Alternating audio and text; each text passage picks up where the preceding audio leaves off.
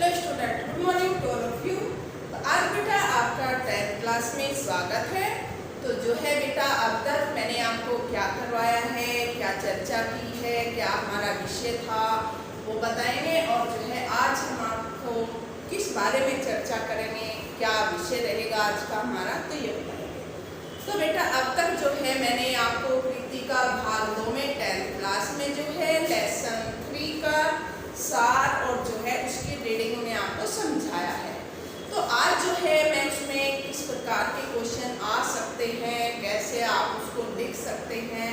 अगर आपने मेरी वीडियो देखी होगी, अगर नहीं देखी तो लेसन को अच्छी तरह रीडिंग करेंगे अपने आप मेरे साथ साथ।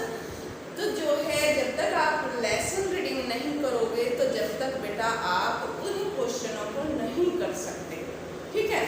तो मैं आपको कहना चाहती हूँ सबसे पहले हमें लेसन का अध्ययन करना होता है।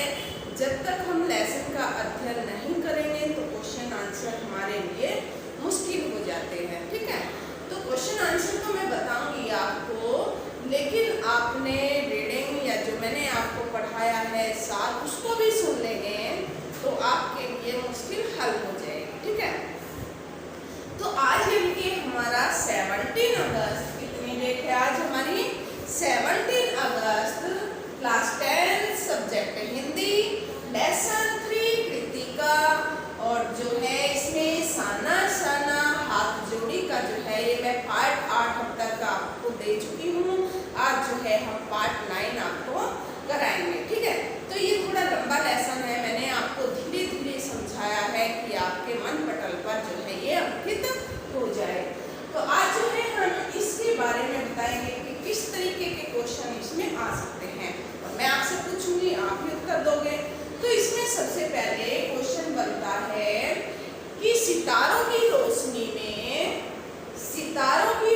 में नहाया गंतोक, सितारों की रोशनी में नहाया गंतोक लेखिका को कैसे मोहित करता है।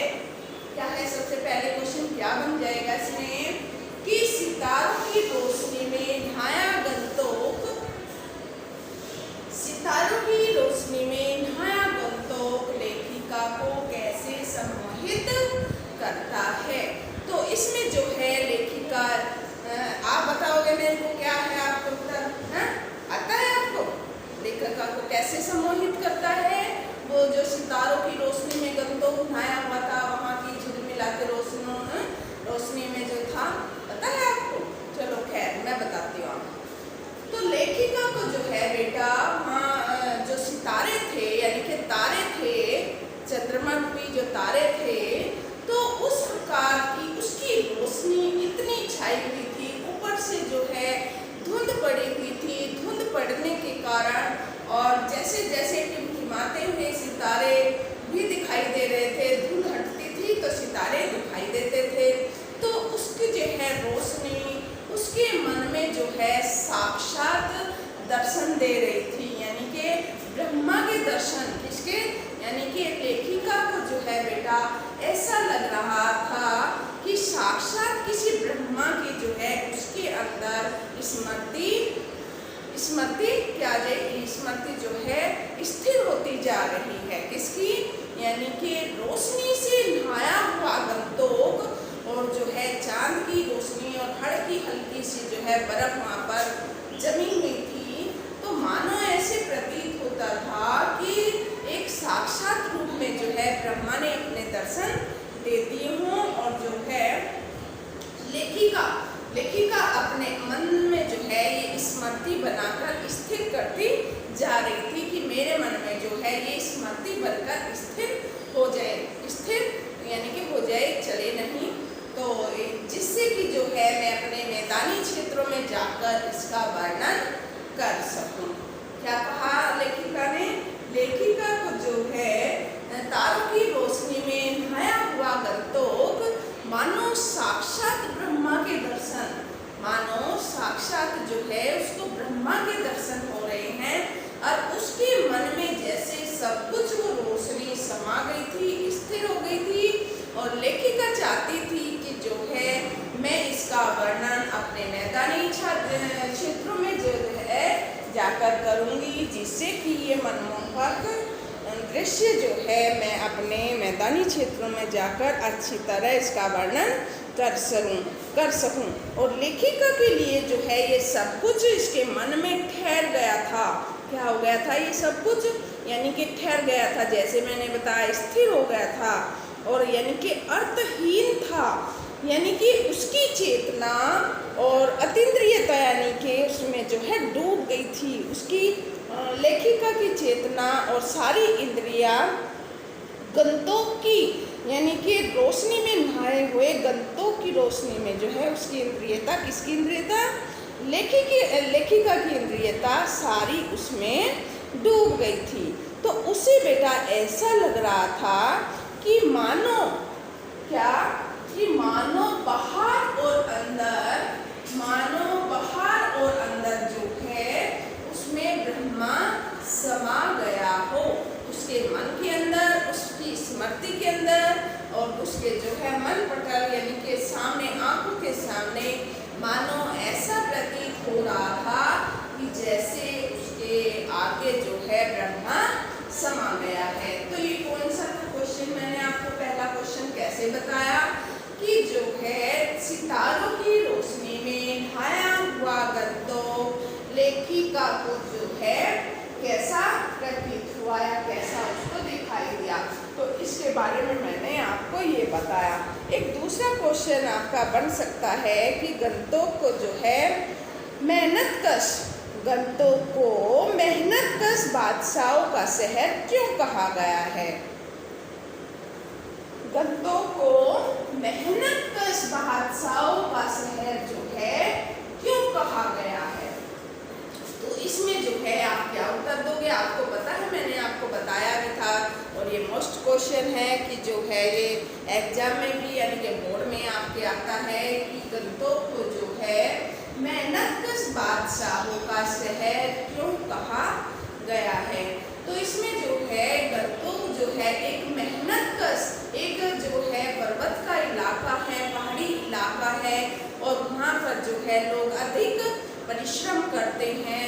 अधिक परिश्रम मीन्स यानी कि पत्थर तोड़ के यहाँ तक की रास्ता बनाते हैं। उनकी स्त्री जो होती है, घर की स्त्री जो होती है, लेडीज, वो भी जो है अपने आदमियों के साथ, अपने बच्चों के साथ जो है घर का काम करने के बाद जो है उनका हाथ बटाती हैं, यानी कि उसमें जो है जो छोटा छोटा रास्ता पहाड़ों में बनाया जाता है, तो उन्हीं के द्वारा जो है वो रास्ता बनाया जाता है। और यहाँ तक कि उनके बच्चे जो मैदानी क्षेत्र में जो है स्कूल में जाते हैं, और वहाँ जाने के बाद यानी कि स्कूल से आने के बाद भी जो है उनके बच्चे जैसे भेड़ बकरी, क्योंकि पहाड़ी इलाकों में भैंस और गाय तो होगी नहीं, लेकिन भेड़ बकरी छोटे छोटे जो है पशु होते हैं जो हल्के होते हैं, यानी कि जो दूध भी दे सकते हैं और पेट में हल्के होते हैं। तो इस तरीके से जो है वहाँ बकरी भेड़ ज़्यादा अधिक पाई जाती है, जिससे उनको दूध के लिए भी जो है वे उनको पाल लेते हैं।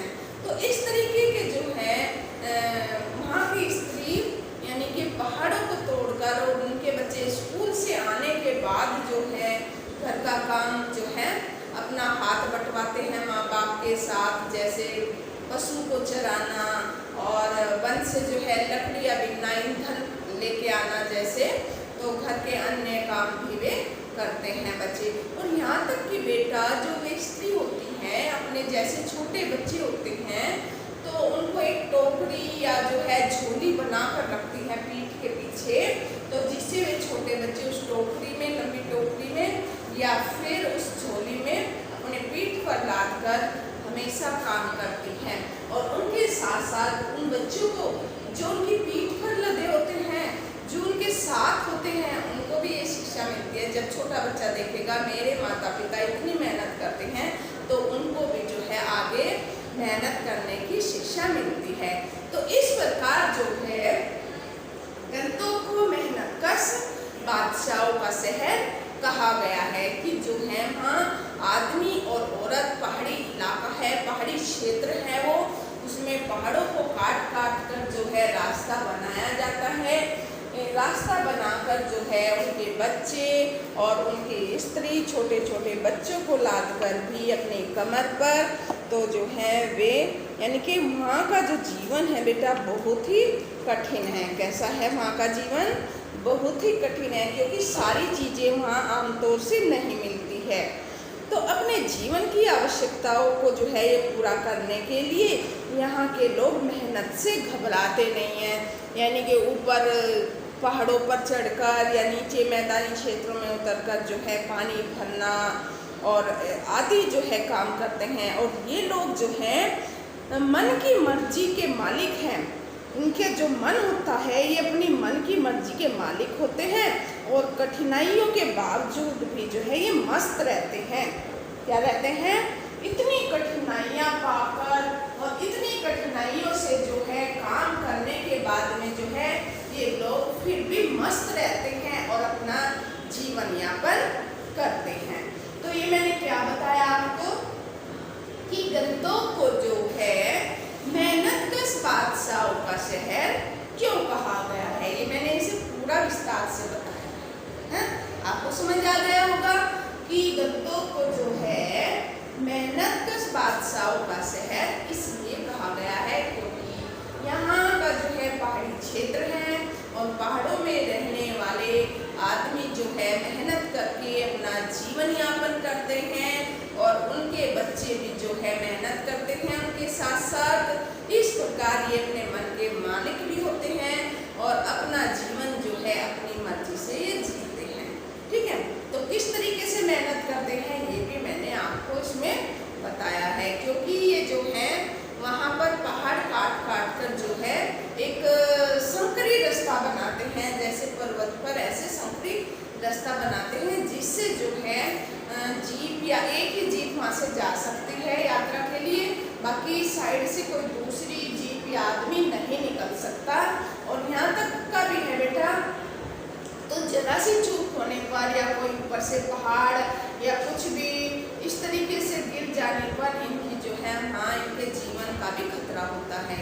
कुछ भी हो सकता है जब ये पहाड़ तोड़ते हैं, बड़े बड़े पहाड़ तोड़ तोड़ कर उसमें संकरी रास्ता बनाते हैं तो इनको खतरा भी वहाँ पर बना रहता है। तो इस प्रकार जो है गंतोक को मेहनतकश बादशाहों का शहर कहा गया है। क्या कहा गया है? गंतोक को जो है मेहनतकश बादशाहों का शहर कहा गया है।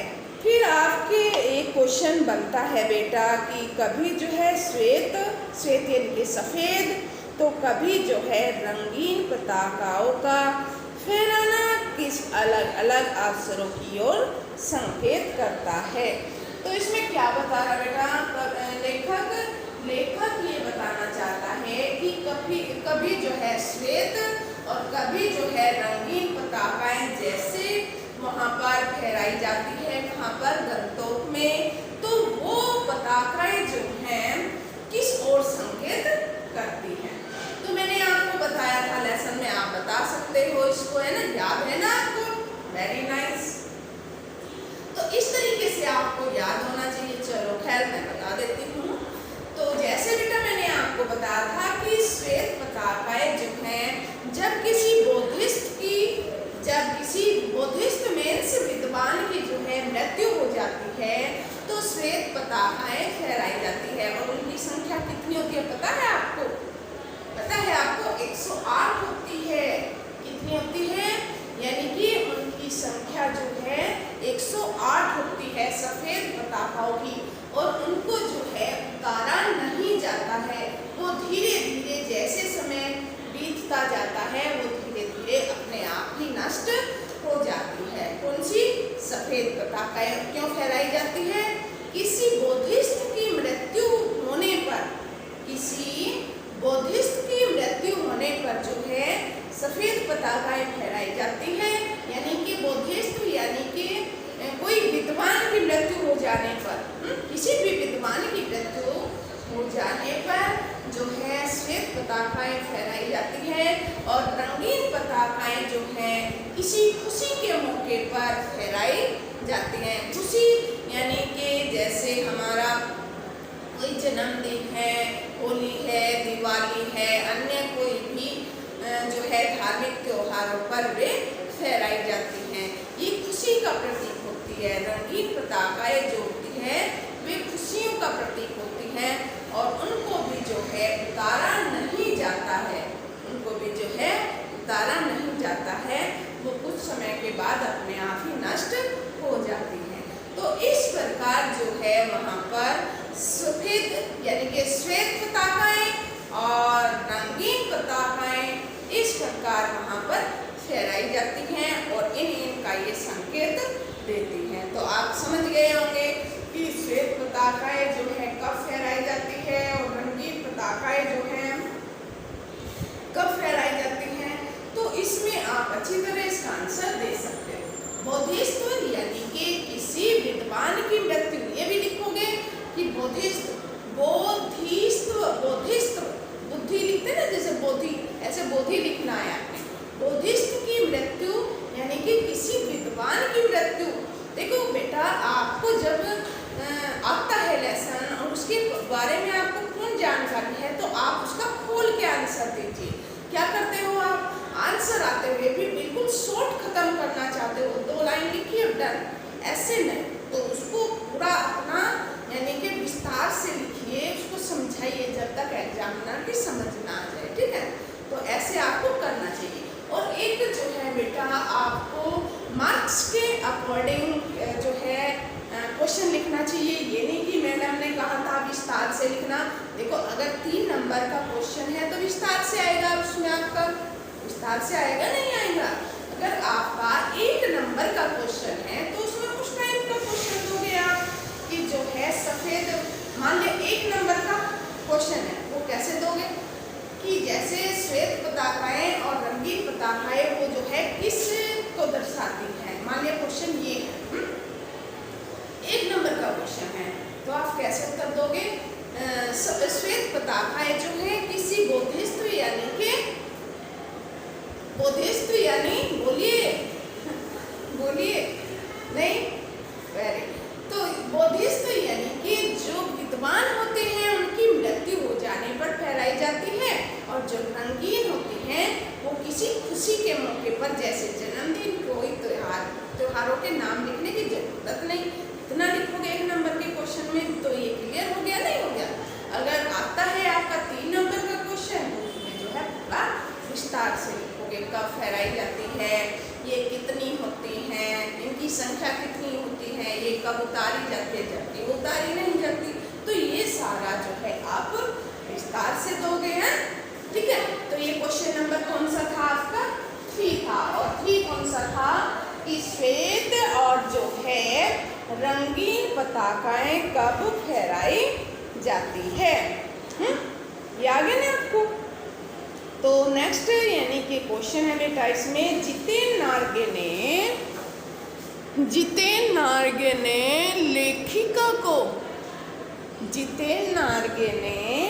लेखिका को सिक्किम की प्रकृति, सिक्किम समझ रहे हो ना, सिक्किम की प्रकृति और वहाँ के भौगोलिक स्थिति एवं जनजीवन के बारे में जो है क्या महत्वपूर्ण जानकारी दी है।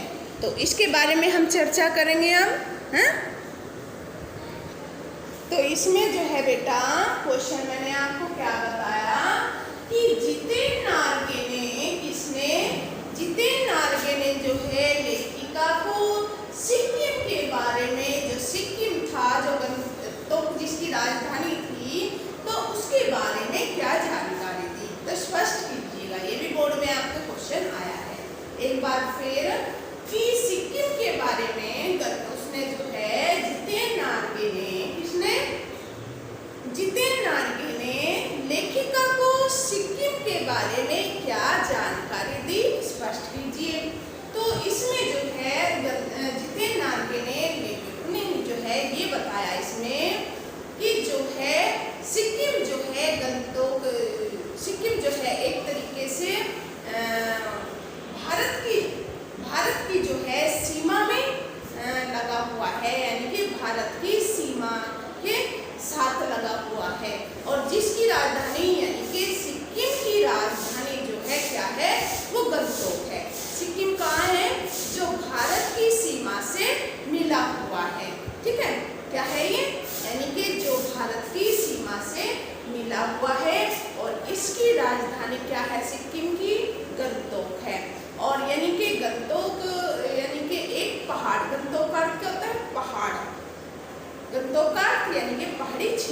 अखाड़े तरीके से।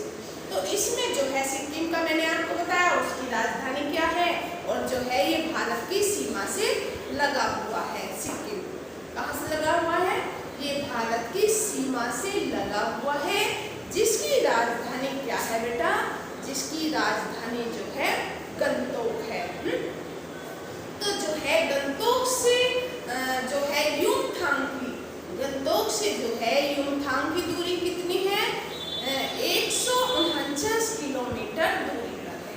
कितनी, 149 किलोमीटर की दूरी पर जो है गंगटोक से युमथांग है, जो कि एक पहाड़ी क्षेत्र है, ठीक है। और जिसमें जो है फूलों की जो है घाटियां हैं, उसमें फूलों की वादियां हैं। तो इस प्रकार का जो है ये बहुत ही अच्छा दृश्य है वहाँ का देखने के लिए। और यहाँ तक कि जो है एक आर्मी के जो है कप्तान ने, किसने बेटा, आर्मी के कप्तान ने जो है इसको टूरिस्ट का जो है नाम दे दिया था। किसने दे दिया था, आर्मी का जो कप्तान था, जिसका नाम था शेखर दत्ता। आर्मी के जो थे एक कप्तान थे और जिसका नाम जो था शेखर दत्ता था। उनके प्रयत्नों से, उनके प्रयासों से टूरिस्ट की दृष्टि से जो है इसका विकास होने लगा। यानी कि यहाँ पर जो है टूरिस्ट यानी कि घूमने आने वाले लोग जो यहाँ का दृश्य देखने के लिए आने लगे, यानी कि टूरिस्ट स्थान उसको बना दिया है। किसने, आर्मी के कप्तान ने, शेखर दत्ता ने बनाया, क्योंकि उनकी जो है छावनी वहाँ पर लगाई गई थी आर्मी के कप्तान की और आर्मी के लोगों की। तो इस तरीके से जो है वे वहाँ पर खाली थे, तो उन्होंने जो है वहाँ पर ऐसी घाटियाँ का निर्माण किया जो फूलों से रंग बिरंगी और जो है देखने योग्य, दर्शनीय और इतना मनमोहक दृश्य, और जो है वहाँ पहाड़ियों स्त्रियों से जो है रास्ता कटवा कर जो है एक अच्छा टूरिस्ट स्थान वो बना दिया, जहाँ से जो है सैलानी आते जाते रहे और जो है उसका आनंद उठाते रहें। तो इस प्रकार जो है गंगटोक से युमथांग, जैसे मैंने आपको बताया, ये गंगटोक से युमथांग तक का जो है कितनी दूरी है, 149 किलोमीटर का जो है बेटा ये क्षेत्र हिमालय की गहन घाटियों में, हिमालय की गहन मतलब गहरी घाटियों में जो है और फूलों की वादियों से भरा हुआ है। किससे भरा हुआ है, हिमालय की गहन घाटियों से और फूलों की वादियों से जो है ये भरा हुआ है। और सिक्किम की सीमा जो है, किसकी, सिक्किम की जो सीमा है वो चीन से जो है मिली हुई है। किससे मिली हुई है, सटी हुई है, यानी कि बिल्कुल मिली हुई है। यहाँ का जो है प्राकृतिक सौंदर्य दर्शनीय है। कैसा है यहाँ का प्राकृतिक दर्शनीय, यानी कि दर्शनीय है, यानी कि दर्शन बहुत ही अच्छे उसके अच्छे वहाँ का दृश्य है। यहाँ के लोग जो है किसको मानते हैं बेटा, यहाँ के लोग बौद्ध धर्म को मानते हैं। किसको मानते हैं, यहाँ के लोग जो है बौद्ध धर्म को मानते हैं। और यहाँ यदि किसी बुद्धिस्ट की ये भी बताया गया है कि यहाँ जो है किसी बुद्धिस्ट की मृत्यु हो जाती है, बुद्धिस्ट अभी मैंने पहले क्वेश्चन में भी आपको बताया है कि यहाँ पर अगर किसी बुद्धिस्ट की मृत्यु हो जाती है तो सफ़ेद पताकाएं फहराई जाती हैं। तो उसकी संख्या कितनी होती है, उसकी संख्या 108 होती है, बताया ना मैंने आपको। अगर सिक्किम में जो किसी की मृत्यु हो जाती है गंगटोक में, तो वहाँ पर जो है 108 श्वेत यानी कि सफ़ेद रंग की पताकाएं फहराई जाती है।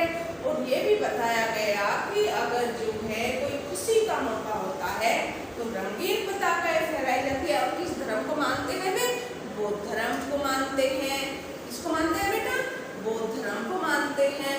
तो इस तरीके से जो है वहाँ किसी भी बुद्धिस्ट की मृत्यु हो जाने के कारण श्वेत पताकाएं फहराई जाती हैं और वो किसकी 108 जो है उनकी संख्या होती है। और तो यहाँ के जो व्यक्ति हैं, यहाँ के स्त्री पुरुष जो हैं, बच्चे जो हैं, वो मेहनत करने वाले हैं, मेहनत कश हैं और इसलिए जो है